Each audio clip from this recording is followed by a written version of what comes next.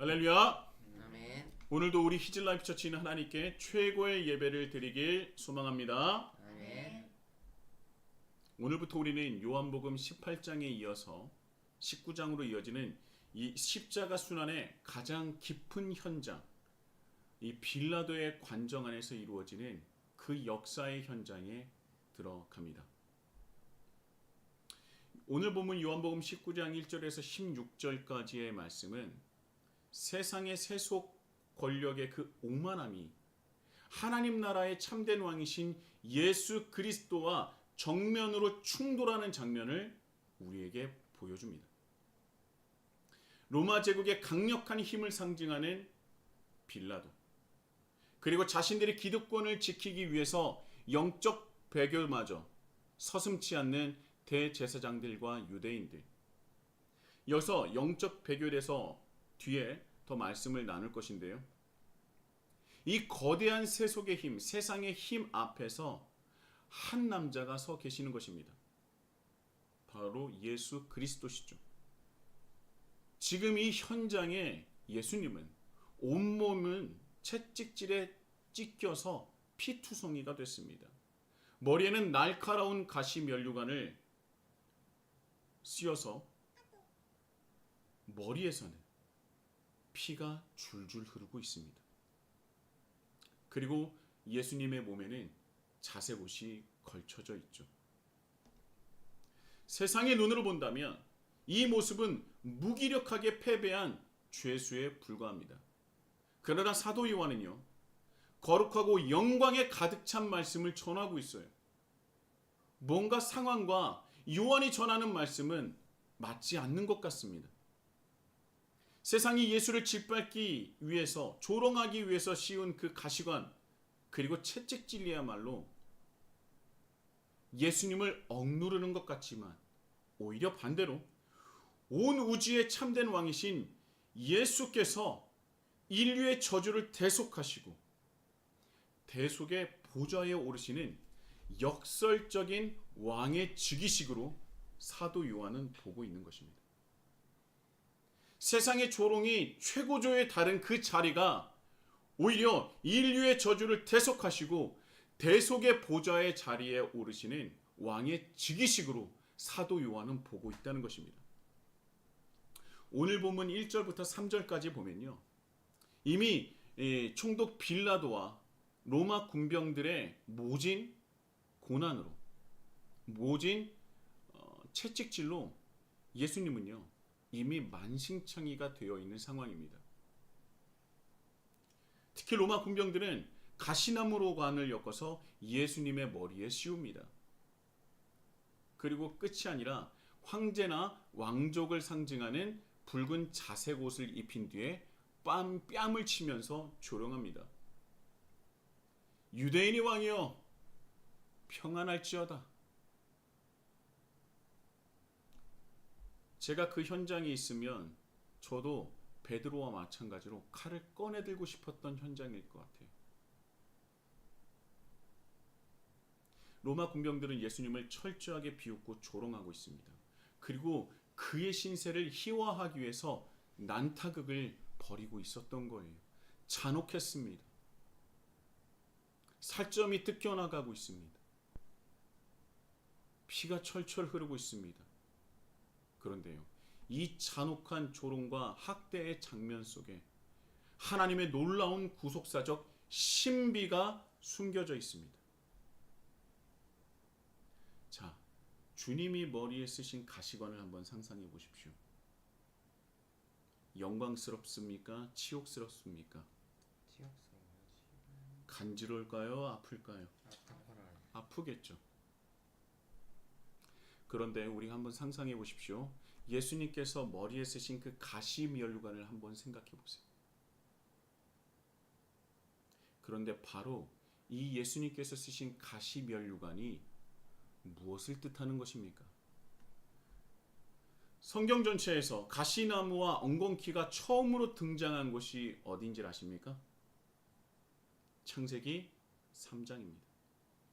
아담과 하와가 하나님을 떠나고 범죄했을 때 그 죄의 결과로 땅이 받은 저주의 산물이 무엇이냐?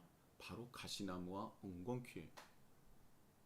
이 가시나무와 엉겅퀴의 실질적인 특성이 무엇입니까? 야생의 가시나무는요, 아주 무서운 속도로 땅속 깊이 뿌리를 내립니다. 그리고 땅속 깊숙이 이 표면에 있는 것뿐만 아니라 저 깊숙한 곳의 수분과 영양분을 욕심사납게 모두 다 빨아들입니다. 그래서 그 주위에는 정성껏 심어놓은 곡식과 유익한 식물들의 생명력을 옥죄어 자라요. 그래서 그들이 못 자라게 만듭니다. 그런데 그것뿐만 아닙니다. 이렇게 정말 뿌리 깊게 내려서 이것을 제거하려면요, 산 넘어 산이에요. 어떤 산을 넘어야 되느냐? 그 가시를 넘어야 합니다. 자기 자신을 쉽게 제거하지 못하기 위해서 사람의 살점을 찌르고 날카로운 상처와 찢어지는 고통을 줄 그 가시가 가득합니다. 자, 이 정도면 참 쓸모없다 할 텐데 여기서 끝나지 않아요. 더 한 가지는 무엇이냐? 가시나무의 최고의 압권은 무엇이냐? 가시나무에게서는 다른 생명을 살릴 수 있는 먹을 만한 영양가가 있는 열매가 열리지 않습니다. 그러니까 가시나무는 결실 없는, 생명 없는 고통의 상징이에요. 인간이 하나님을 떠난 죄의 결과로 땅이 은혜의 열매 대신 가시나무를 내놓았다는 것은 하나님을 떠난 인간이 피땀 흘려 애쓰고 발버둥 쳐도 그 인생의 끝은 결국 상처와 피로 아무런 결실을 맺지 못하는 인생으로 전락하게 된다는 겁니다. 아무리 노력해도, 인간이 아무리 노력해도 하나님을 떠난다면 가시나무와 같은 상태에 이르게 된다는 거예요. 그래서 가시나무는 아무런 영적 결실을 맺지 못하는 허무한 수고와 고통, 그리고 사망이란 형벌을 뜻하는 것입니다. 그런데 여기서 만왕의 왕이신 예수 그리스도께서 그 날카롭고 흉측한 가시관을 머리에 쓰셨습니다. 그 가시가 이마를 파고들고 거룩한 보혈이 얼굴을 적셨습니다. 그 가시 박히고 피 흘리시는 예수님의 얼굴이 뜻하는 것이 무엇입니까? 인류가 아담의 영향으로 받은 모든 죄와 저주와 상처, 결실 없는 고통, 수치, 아픔과 절망의 가시를 예수께서 친히 머리에 짊어지고 대속하셨다는 선언이에요. 세상은요, 예수를 욕보기 위해서 가시관을 씌웠지만 하나님은 오히려 그 조롱과 멸시를 이용하셔서, 사용하셔서 그 가시관을 통해 인류가 받았고 받아내야 하는 죄의 씨앗들을 단번에 끊어내시는 구원의 왕관으로 바꿔놓으신 것입니다. 그것이 바로 가시 면류관이에요. 사랑하는 히즐라이프 형제자매 여러분, 우리 역시 세상을 살아가면서 내 힘으로 어찌할 수 없는 인생의 가시에 찔리면서 살아가고 있습니다. 질병의 가시, 재정의 가시, 깨어진 관계의 가시, 내 마음이 무너지는 가시. 그런데 이 가시가 너무나 힘든 것은 무엇이냐면 내 힘으로 극복하기가 어렵다는 거예요. 내가 어느 부분에서 약한지 누구나 다 알고 있습니다. 그런데 내가 알고 있고 누구도 다 알고 있는 그 가시를 넘기가 힘들다는 거예요. 내 힘으로 힘들다는 겁니다. 그래서 내가 늘 넘어지는 그 자리에서 낙심하며 눈물을 흘릴 때가 있지 않습니까? 그런데 그때마다 우리에게 주신 하나님의 은혜가 있으니 바로 무엇입니까? 예수님의 가시관이에요. 면류관입니다. 우리의 왕이신 예수께서 이미 골고다 언덕에서 내 삶의 모든 저주의 가시를, 그 죄악의 씨앗인 그 가시를 친히 머리에 짊어지셨다는 겁니다. 그리고 그가 가시 면류관을 쓰므로 우리는 생명의 면류관을 쓰게 된 존재예요. 오늘 내일 내 삶을 짓누르는 인생의 가시가 있습니까? 우리는 인생의 그 가시, 수치스러운 가시를 우리는 집중할 필요가 없습니다. 오히려 주님이 우리를 위해서 이미 지신 가시관 면류관을 떠올려야 된다는 거예요. 오히려 우리가 이기지 못할 그 육체의 가시와 재정의 가시와 수많은 그 저주에 끌린 그 가시들은 2000년 전 예수님께서 가시 면류관으로 이미 지셨다는 겁니다. 그래서 우리의 지닌 그 가시를 보시면서 절망하지 마시고 소망을 가지십시오. 이미 예수님께서 가시 면류관으로 그 가시를 이겨내셨습니다.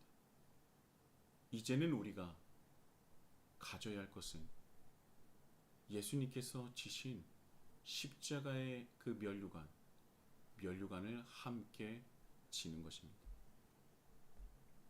이어지는 4절과 5절 말씀입니다. 빌라도는 피투성이가 된 예수를 끌고 나와 관정 박힌 유대인 무리 앞에 세웁니다. 그리고 온 세상을 향한 한마디의 외침을 터뜨리죠. 보라, 이 사람이로다. 보라, 이 사람이로다. 빌라도가 이 말을 던진 표면적인 의도는요, 불쌍한 동정심을 유발해 처형을 한번 무마해보고자 하는 빌라도의 정치적인 계산이었던 것 같아요. 요한복음 주석으로 유명한 세계적인 신학자 카슨 교수는요, 그 대표 저서인 요한복음 주석이죠. 요한복음 주석에서 이 대목을 아주 깊게 풀어서 설명했습니다.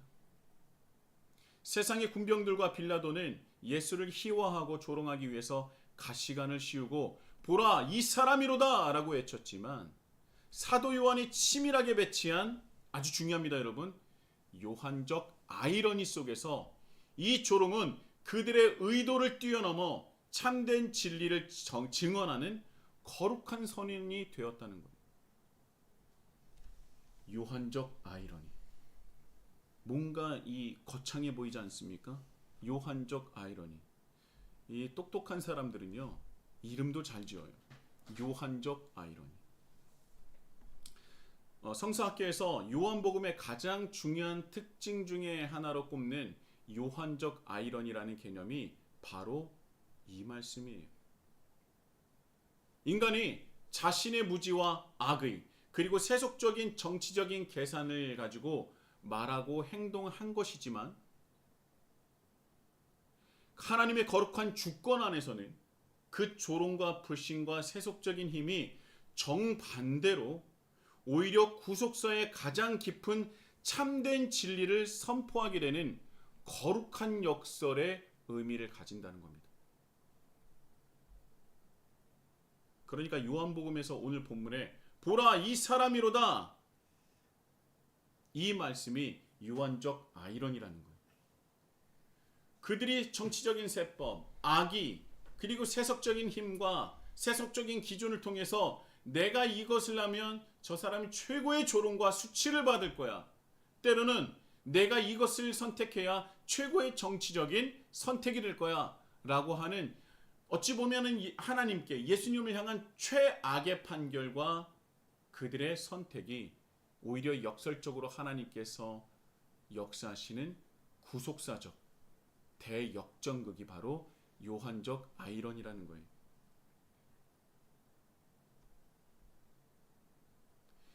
요한복음에는요, 이 요한적 아이러니가 곳곳에 나옵니다. 대표적으로 대제사장 가야바의 자신의 정치적 기득권을 지키기 위해서 요한복음 11장 50절에 이런 말씀을 합니다. 한 사람이 백성을 위하여 죽어서 온 민족이 망하지 않게 되는 것이 유익하다. 이 말이 뭐예요? 그러니까 예수님은 죽어야 된다는 거예요. 예수는 죽여야 된다는 겁니다.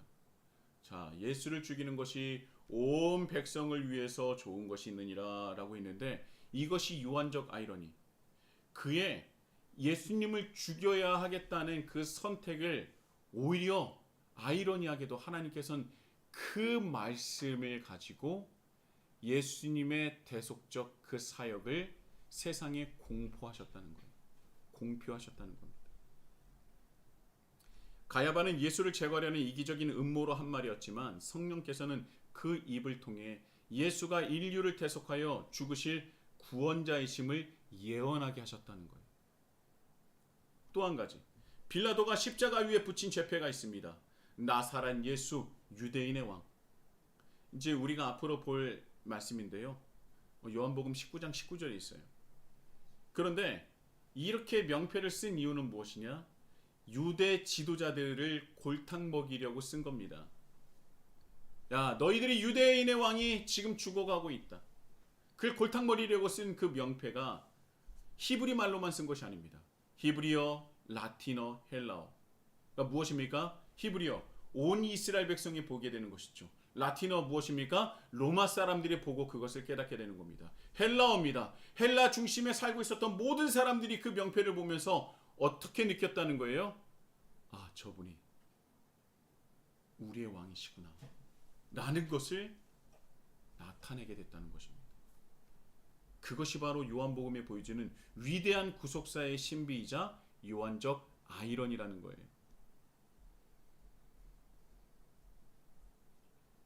빌라도의 보라 이 사람이로다 라는 그 외침이 사람들에게는 어떻게 들리느냐, 나중에 보라 하나님의 형상을 잃어버린 인류를 위해 이 땅에 오신 참된 인간 이 예수 그리스도를 보라 라는 그 외침이 되었다는 겁니다. 이게 뭐라고요?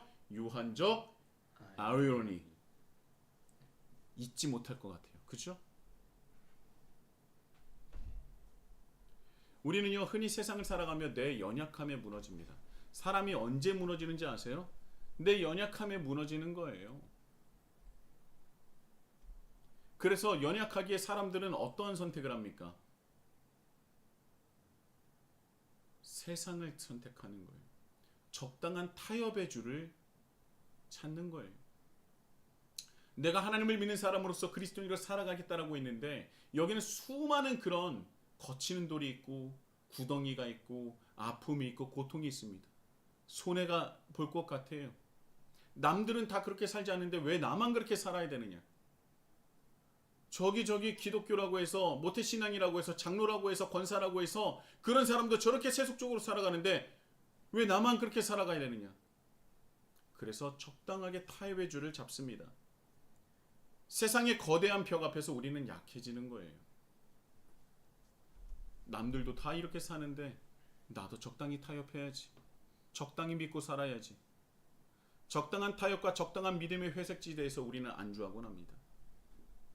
내 힘과 내 의지로는 그 적당한 신앙의 회색지대를 깨부수기가 너무나 어려워요. 그런데 이때 보라 이 사람이로다. 이 예수 그리스도를 바라보십시오. 가시면류관을 쓰신 이유는요. 세속의 절대적인 힘으로 보이는 그 세상의 가장 높이 그 태상처럼 보이는 그 권력 앞에서 예수님은 그것을 어떻게 이기는지를 우리에게 보여주신 것이요. 가시면류관을 쓰신 것입니다. 순종하신 거예요. 순종하실 때 누가 역사하십니까? 그때야 비로소 성령께서 역사하시는 것이죠. 하나님 아버지께 온전히 순종하신 예수 그리스도를 통하여 이미 우리 안에는 영적 회색지대를 뛰어넘을 수 있는 성령의 능력이 있습니다. 여러분 안에 성령의 권능이 이미 있다는 거예요. 그것을 믿으십시오. 그것을 믿으십시오. 그리고 순종하십시오. 그러면 반드시 성령께서 역사하신다는 겁니다. 우리가 세상을 이기는 것은 내 육신의 강함이 아닙니다. 내 지혜가 아니에요. 내 지식이 아니에요. 내 권력과 내 힘과 능력이 아니라는 것입니다. 그것은 순식간에 사라질 수 있어요. 그러나 우리가 하나님께 순종하겠다고 우리가 그 믿음으로써 나아가는 그 순간 성령님의 권능과 성령님의 능력이 우리와 함께 하셔서 반드시 우리를 역사하실 것입니다. 내가 아무리 작고 초라할지라도 아무리 돈도 없고 능력도 배경도 없는 연약한 사람일지라도 낙심하지 마십시오. 하나님은 내 한계와 무능을 바라보는 것이 아니라 그저 순종하는 나를 보시는 것입니다. 순종하는 당신을 바라보시는 겁니다. 순종하는 우리를 바라보시는 겁니다. 예수님의 순종이 우리의 순종이 될 때 예수님께서 이루신 십자가의 역사가 우리가 지는 우리의 십자가의 순종이 될 때 하나님은 반드시 역사하신다는 거예요. 하나님의 나라의 권능이 우리 안에 이미 임했으며 그리고 그 권능이 세상을 향하게 되는 줄 믿습니다. 아멘. 자, 셋째입니다. 이게 마지막이에요, 여러분. 조금만 버티시면 됩니다. 너무 빨리 끝나는데. 결국 유대 대제사장들과 종교 지도자들은 빌라도의 석방 시도를 무마하기 위해서 정치적으로 협박합니다. 오늘 말씀 12절에 보면요, 이런 말씀이 있어요. 이 사람을 놓으면, 그러니까 예수님이죠. 이 사람을 놓으면 가이사의 충신이 아니니이다. 무릇 자기를 왕이라 하는 자는 가이사를 반역하는 것이니이다. 자, 황제 가이사의 권력에 약점을 잡혀 있는 상태라고 했죠, 빌라도가. 이 말을 들으니까 갑자기 이 빌라도가 어떻게 돼요? 마음이 속된 말로 쫄렸어요. 아, 가이사에게 내가 반역을 하게 되는 건가? 그래서 크게 흔들린 빌라도가 다시 한번 말합니다. 보라, 너희의 왕이로다. 그러니까 내가 모시는 왕이 아니라 너희가 모시는 왕이야. 너희의 왕이로다. 너희의 왕을 내가 십자가에 못 박으랴? 이렇게 얘기합니다. 찔려서 훅 들어왔다가 정신 차리고 내 왕이 아니라 너희 왕이라고 얘기한 거예요. 근데 이때 대제사장들이 내뱉은 대답이 이스라엘 역사상 가장 처참하고 절망적인 선언이 나와요. 이것이 바로 제가 오늘 설교 서두에 말했었던 배교라는 것입니다. 그들의 영적 상태를 나타내는 말이에요. 뭐라고 말합니까? 그렇습니다. 가이사 외에는 우리에게 왕이 없나이다. 맞아요. 우리에게는 가이사 이외에는 왕이 없다 그래요. 여러분, 대제사장들을 포함해서 유대인들은요, 이전에 70년이라는 아프고 처절한 바벨론의 포로 생활을 경험하고요, 그 뒤로 자기의 나라를 가진 적이 거의 없습니다. 그들이 캄캄하고 어두웠었던 70년의 포로 동안 그들이 피눈물을 흘리며 이제까지는 구두로 전승되었었던 하나님의 말씀을 이제 하나하나 종이에 기록하면서 피눈물을 흘리며 뼈저리게 깨달았었던 역사적 신학적 진리가 무엇이었습니까? 왜 하나님이 세우시고 하나님이 함께 하셨던 다윗 왕조가 무너져버리고 예루살렘 성전이 잿더미가 된 것인가? 아하, 우리가 하나님이 아닌 인간을 의지하고 인간의 권력과 탐욕과 우상 숭배에 빠져서 하나님 나라의 주권을 버렸기 때문이다. 그래서 그들은 70년의 시련을 지나면서 인간의 왕이나 세상의 힘은 하나님 앞에 아무것도 아니다. 오직 우리의 유일한 왕은 누구시다? 하나님이시다. 그 사실을 뼈에 새겼던 백성들이었어요. 그래서 이스라엘 백성들이 그리고 그 종교 지도자들이 목숨 걸고 막았던 것이 무엇이냐, 이 시대 때 목숨 걸고 막았던 것이 무엇이냐, 예루살렘 성전 안에 가이사의 동상을 세우는 것을 목숨 걸고 막았던 것입니다. 우리는 식민지지만 누구를 섬기는 자가 아니라는 거예요. 신의 아들이라고 칭하는 가이사를 섬기지 않는 사람들이다. 우리는 오직 누구만 섬긴다? 하나님만 섬긴다. 근데 이들이 지금 뭐라 그러고 있어요? 우리에게 뭐라고요? 가이사 이외에는 우리에게는 왕이 없나이다. 이스라엘 역사상 가장 처참하고 가장 치욕적인 선언이에요. 그들은 당장 눈앞의 기득권과 성전 매매의 특권, 자기들의 종교적 지위를 지키기 위해서 그 처절했었던 70년 포로기 때 느꼈었던 신학적인 교훈마저도 버려버린 것입니다. 오직 하나님께만 드려야 할 왕권을 세속의 우상인 로마 황제에게 넘겨주는 참혹한 현장이 바로 오늘 본문의 말씀이라는 것입니다. 그들은 이미 주권은 하나님께 있지 않고 가이사에게 있음을 인정한 거예요. 우리는 스스로 엄숙하게 돌아봐야 합니다. 우리는 주일마다 교회에 나와서 예수님은 나의 주님, 예수님만이 나의 왕, 우리는 예수님만을 믿습니다라고 목 놓아 찬양합니다. 그런데 월요일부터 나갔을 때 우린 삶의 현장에서 정작 내 삶의 결정을 내리는 순간에는요, 무엇을 왕으로 보시고 결정을 합니까? 돈의 가시, 자리의 가시, 질투의 가시,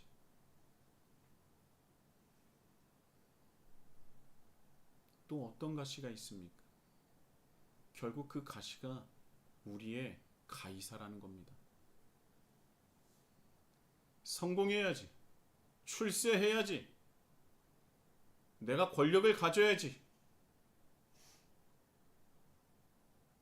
그것이 나쁘다는 것이 아니라 그것을 목표로 해서 살아가는 것이 나쁘다는 겁니다. 옳지 않다는 거예요. 입술로는 하나님을 부르면서도 내 실제 내 삶의 어떤 선택과 목적은 가이사라는 세상의 우상에 우리가 매여 있다면, 우리는 2000년 전 예수님을 못 박으라 가이사 이외에는 우리에게 왕이 없습니다라고 하는 그들과 다르지 않다는 겁니다. 미국 유통업계의 거장이었던 제임스 캐시 펜이라는 사람이 있어요. 이름도 캐시입니다. 돈이에요. 이 사람이 시골 목사의 가난한 아들로 태어났습니다. 그는 아무런 배경도 능력도 없는 상태에서 가난을 벗어나고자 열심히 일을 했어요. 그는 자기 사업에 뛰어들었고 피나는 노력 끝에 수백 개의 매장을 가진 대기업을 일구며 마침내 세상에서 인정받는 성공한 사업가가 되었습니다. 그런데요, 그 당시로서는 굉장히 파격적인 경영 방식으로 유명했습니다.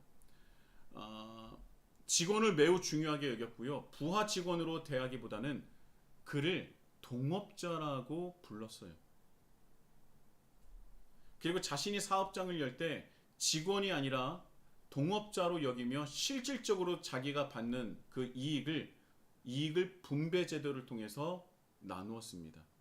그러니까 대표가 이익을 독점하는 것이 아니라 분배에 초점을 맞춘 거예요.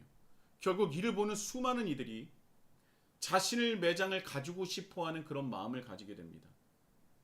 그리고 그런 마음을 가진 사람들을 불러 모아서 페니가 열심히 고용하고 훈련시켰어요. 그래서 그 매장이 폭발적으로 늘어나게 된 겁니다. 사람들마저 한 사람 한 사람이 나도 매장의 주인이 될 수 있어. 페니는 나를 부하 직원으로 보는 게 아니라 동업자로 여겨. 나도 내 매장을 가질 수 있는 사람이 되는 거야. 그래서 이 회사의 정책 자체가 무엇이었냐면 체인점 개수를 늘리는 것이 아니라 좋은 사람들의 연쇄 작용을 만들어야 된다. 그것을 목표로 삼았다는 거예요. 그래서 동업자들은요, 1907년부터 각 매장의 이익에 따라 정해진 주식을 받았고, 이 회사는 1927년 1000개 이상의 매장을 갖게 되며 완전한 법인화가 필요해질 때까지 파트너십 형태로 운영하게 됩니다. 그런데 여기서 문제가 있어요. 1929년에 어마어마한 일이 일어납니다. 무엇이 일어납니까? 대공황. 1927년에 1000개 이상의 매장을 가졌는데 대공황이 일어나자 1000개의 매장이 오히려 자기에게 멍해가 됐던 거예요. 눈 깜짝할 사이에 사업은 파산했고 평생 모은 재산이 거의 다 사라졌습니다. 빚더미에 앉게 돼요. 뿐만 아닙니다. 그와 함께 했었던 수많은 사람들이, 동업자라고 여겼었던 사람들이 수많은 소송과 압박을 가합니다. 그래서 그는 건강이 완전히 무너졌고 신체적, 정신적 파탄 지경에 이르러서 몇 년을 못 버티고 미시간주의 한 요양병원에 입원하게 됩니다. 돈도, 능력도, 건강도, 남아있는 배경도 완전히 사라진 완전한 절망 상태에 빠지게 돼요. 절벽 끝에 내몰린 그는 심각한 불면증과 절망감 속에 이제는 내 인생이 끝났다. 내일 아침에 나는 빛을 보지 못할 것이다. 아침을 맞이하지 못할 것이다. 라면서 죽음만을 기다리는 사람이었어요. 부인과 아들 앞으로 유언장을 준비했다고 합니다. 그런데 불면증이 가득하여 잠을 이루지 못하는 그 새벽에 요양원 복도를 거닐던 그의 귀에 어디선가 들려오는 나지막한 찬송 소리가 들립니다. 병원 내의 작은 예배당에서 들려오는 찬송가였어요. 너 근심 걱정 말아라. 주 너를 지키리. 주 날개 밑에 거하라. 주 너를 지키리. 주 너를 지키리. 아무 때나 어디서나 주 너를 지키리. 널 지켜주시리.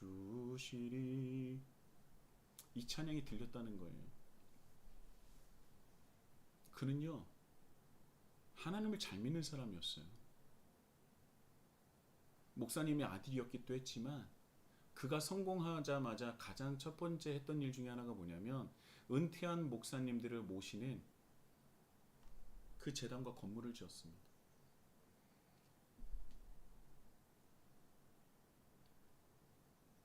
페니의 첫 상점의 이름 자체가 뭔지 아십니까? 골든 룰 스토어였어요. 뭡니까? 황금률이에요. 마태복음 7장 10이죠. 무엇이든지 남에게 대접받고자 하는 대로 너희도 남을 대접하라. 그 첫 번째 매장이 골든 룰 스토어였어요. 그는 하나님을 잘 믿는 사람이었습니다. 첫 시작은 하나님을 의지했지만 시간이 지나자 자신의 힘이 하나님이 아닌 동업자와 매장 개수로 옮겨가게 된 거예요. 점점 하나님을 잃어가고 있었던 것입니다. 그런데 페니는요, 그때 당시에는 몰랐지만 이 찬양을 들음으로 그가 회개하기 시작했다고 해요. 그리고 다시 한번 피 흘리시고 가시 면류관을 쓰신 예수 그리스도를 자신의 참된 왕으로 다시 모시게 됐습니다. 그리고 그가 회개하고 절망 속에 갇혀있던 그가 이제는 내 힘과 노력이 아니라 하나님의 힘으로 다시 일어나기 시작했던 것 같습니다. 절망 속에 모든 것을 포기하고 유언장까지 남겼었던 그가 다시 일어난 거예요.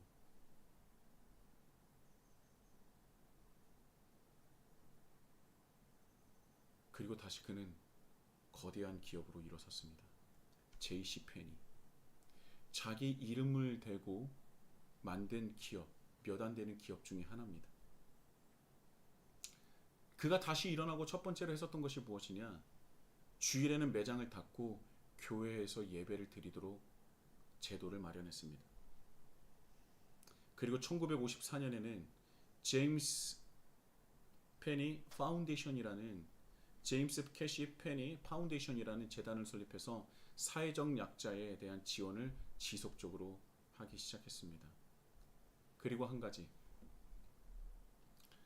그가 어려웠을 때 은퇴한 목사님들을 위해서 지었었던 그 건물과 그 재단이 굉장히 그 독립을 시켰는데 어렵다는 것을 들어서 그가 가장 먼저 했었던 것이 뭐냐? 그 재단을 다시 세우고 그 재정난을 해결해 준 것부터 시작했다고 합니다. 사람이 능력으로, 힘으로, 그가 가진 재능으로 성공할 수 있습니다. 그런데 순식간에 사라질 수도 있다는 것을 우린 명심해야 돼요. 그런데요, 여러분, 하나님께 맡기면 하나님의 주신 능력으로 하고 우리가 순종하며 하나님을 주인으로 왕으로 모시는 순간 내가 역사하는 것이 아니라 하나님께서 역사하신다는 것입니다.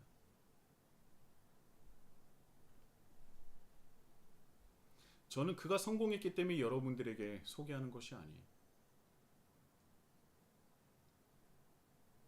이 펜이라는 사람이 성공해서 결국 성공했대래요 해서 성공주의와 승리주의를 여러분들께 말씀드리고자 하는 것이 아닙니다. 우리가 삶의 기준으로서 그리고 우리가 살아가는 데 있어서 누구에게 주권을 맡기고 살아가야 되는지가 정말 중요하다는 것을 여러분과 나누고 싶다는 것입니다. 사랑하는 히즐라이프 처치 성제 자매 여러분, 오늘 골고다 언덕을 향해 가시관을 쓰시고 조용히 순종의 길을 걸어가시는 예수 그리스도의 그 뒷모습을 바라보십시오. 그 머리에는 가시 면류관으로 피를 흘리면서 자신의 그 골고다 언덕을 순종의 길을 걸어가시는 예수님을 바라보세요. 세상은요, 피투성이가 된 예수님을 향해서 보라 이 사람이로다 하면서 비웃었습니다. 뺨을 쳤습니다. 침을 뱉었습니다.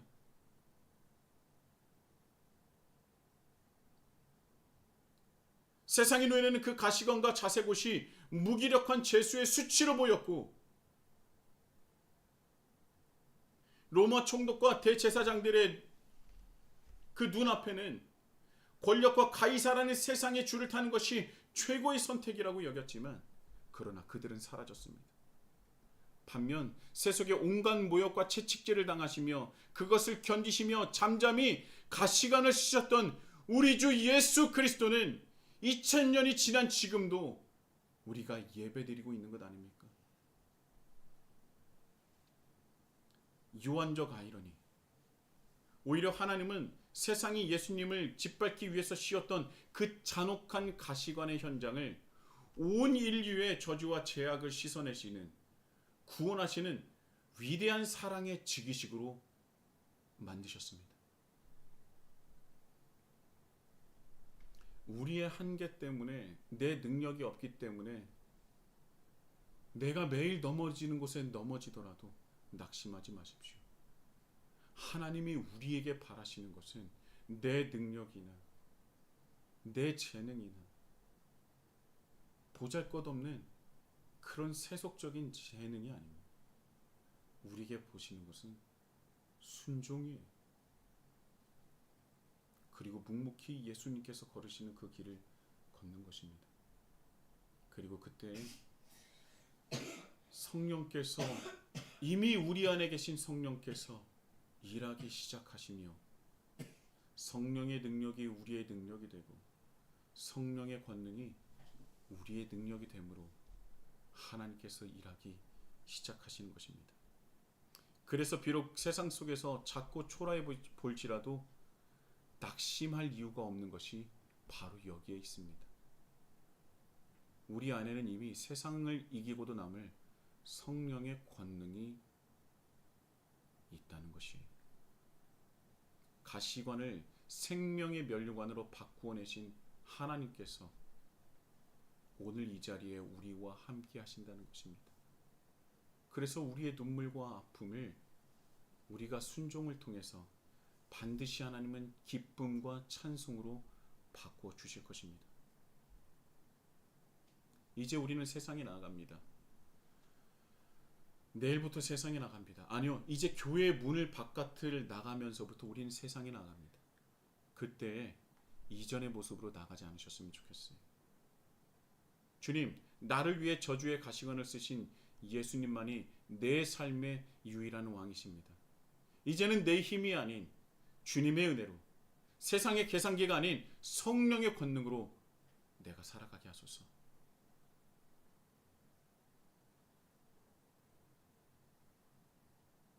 우리의 기준을 바꿉시다. 우리가 잡아야 될 것이 무엇인지 다시 생각해 보십시다. 이 온전한 믿음의 고백으로 세상의 타협을 이기고 내 안에 계신 성령의 권능을 의지하여 담대하게 승리하며 세상으로 나아가시는 우리 히즐라이프 형제 자매가 되시길 예수님의 이름으로 축복합니다.